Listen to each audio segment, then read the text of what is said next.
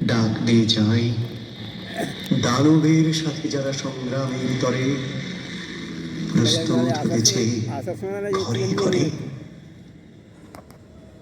শেষ জন্মদিনে উচ্চারণ করলেন মানুষের প্রতি বিশ্বাসের কথা।